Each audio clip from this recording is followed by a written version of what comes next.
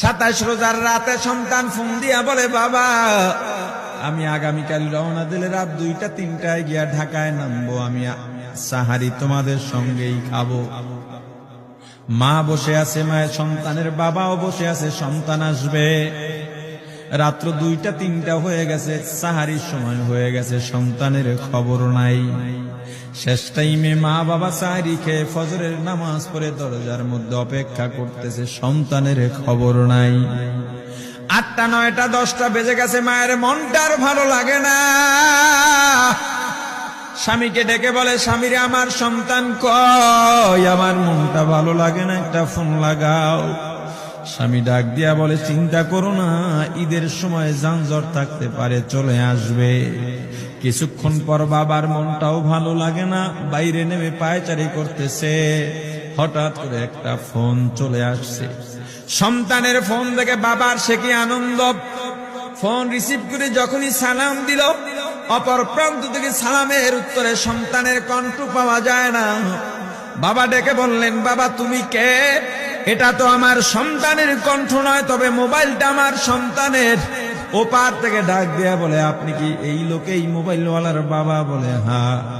আপনি এখনো বাড়িতে কি করেন? আপনার যেই সন্তান ঢাকা থেকে গাড়ি নিয়া 2500-এর দিকে রওনা দিয়েছিল, ওই গাড়িটা 2500 পৌঁছতে পারে নাই। পথিমধ্যে সংঘর্ষে রাস্তার মধ্যেই অনেকগুলো মানুষ মারা গেছে, অনেক যুবকও তার মধ্যে আছে। রাস্তার পাশে সাদা কাপড় দিয়া ঢাকা। দেখেন আপনার সন্তান এই লাশের মধ্যে আছে কিনা। মোবাইলটা আমি রাস্তার পাশে পড়ে পাইলাম। বাবা পাগলের মতো একটা দৌড় দিছে। মা মনে করছে সন্তান বুঝি কাছাকাছি চলে আসছে।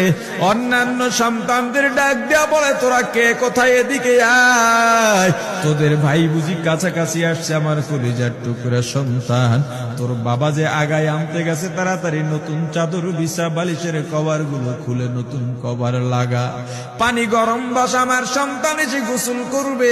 আহারে সবাই ফুলের মেলা, ফুলের তোড়া নিয়ে অপেক্ষা করতেছে। 4টা বছর কলিজার টুকরা বাড়িতে নাই, বিদেশ থেকে আসবে।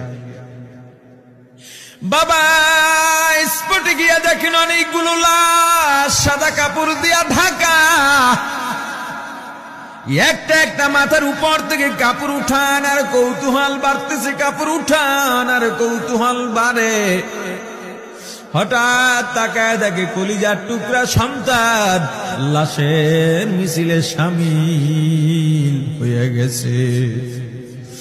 বাবা সন্তানকে ধরে কাঁদেন আর বলেন, বাবা এত আদর আপ্যায়ন তোর জন্য, এত প্রস্তুতি রে বাবা।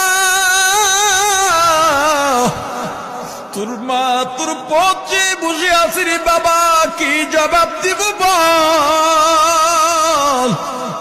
তুই যেদিন রওনা দিয়ে বিদেশ চলে গেলি, তোর মা সারা রাত ঘুমায় নাই, দরজায় গিয়া তোর পথের দিকে তাকা রইছি।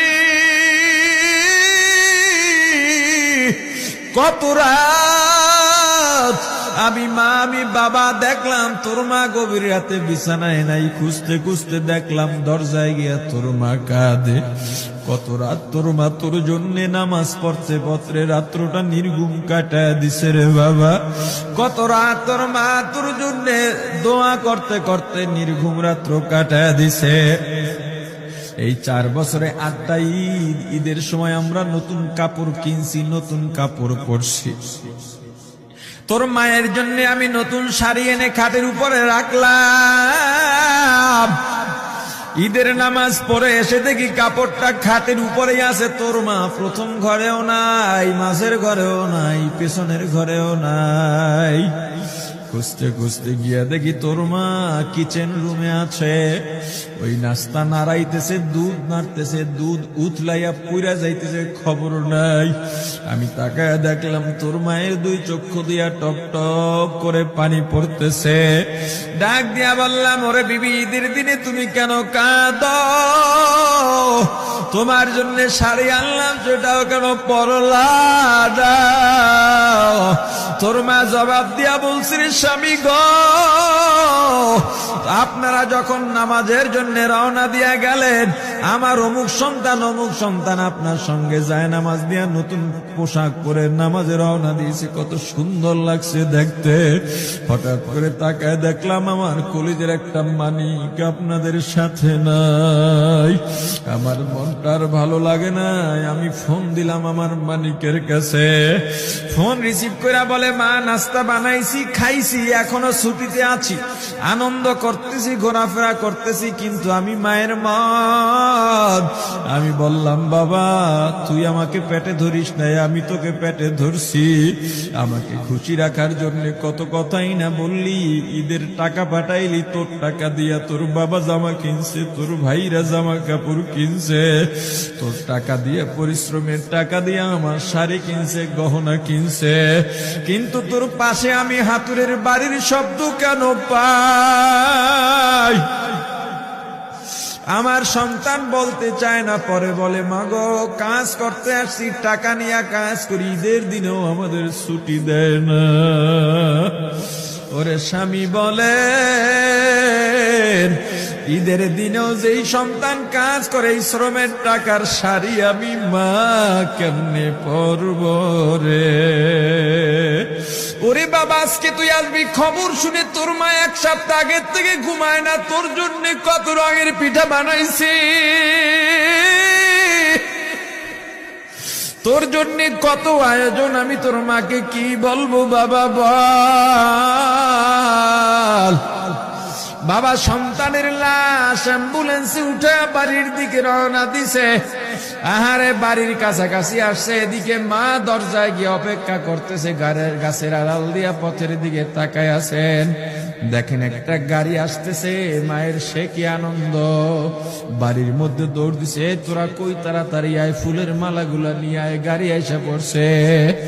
বাড়ির দরজা দিয়ে যখন অ্যাম্বুলেন্সের হরেন দিয়া ঢুকতেছে, হুইসেল দিয়া ঢুকতেছে, মা একটা চিৎকার দিছে, ওরে এই মরণ গাড়ি আবার বাড়ি কেন, কার কপাল পুরুষে?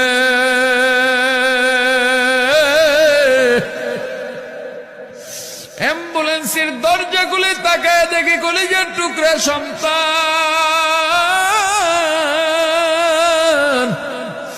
এমন ঘুমাইছে, আর জীবনেও উঠবে না। মা কাঁদেন আর বলেন, ওরে বাবা এটা তোর বিছানা নয়, নতুন চাদর বিছাইছি। বোন কান্দে আর বলে, ভাই আরে তোর জন্য ফুলের মালা পরাইছি, ফুলের মালা বানাইছি, একটু মালা পরাবো। মা ডেকে বলেন, রে সন্তান, 4টা বছর আমি তোর মা ডাক শোনার জন্য অপেক্ষা করছি, তোর জন্য গরম পানি করছিলাম, গোসল করবি, সেই গরম পানি যে তোর জীবনের শেষ গোসল হবে বুঝি নাই।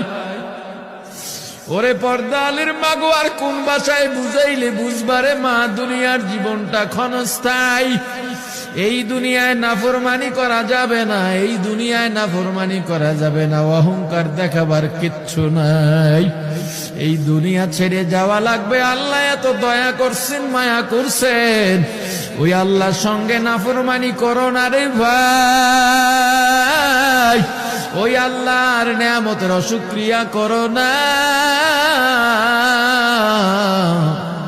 আল্লাহর নেয়ামতের শুকরিয়া আদায় করো, দুনিয়ার সব মোহ ত্যাগ করো, দলের মায়া ত্যাগ করো, দুনিয়ার মায়া ত্যাগ করো। এ আওয়ামী লীগ বিএনপি যারা করো, ক্ষমতায় যারা বারবার যাও, ক্ষমতায় তোমার দল গেলেই তুমি দাপট দেখাও, যুবকরে তোর 2টা পা ধরা লাগলেও পা ধরো রে ভাই, এই ক্ষমতা কিচ্ছু না, দাপট কিচ্ছু না, ওই কিয়ামতের ময়দানের নাজাতের চেয়ে বড় দাপট আর কিচ্ছু নাই। আল্লাহ রক্ত দিছেন, আল্লাহ জীবন দিছেন, আল্লাহর এই রক্ত আর জীবন দুনিয়ার কুফরি পুঁজিবাদী কুফরি গণতন্ত্রের জন্য দিস না, এই রক্ত আল্লাহর জন্য রাখ, এই জীবন আল্লাহর জন্য রাখ।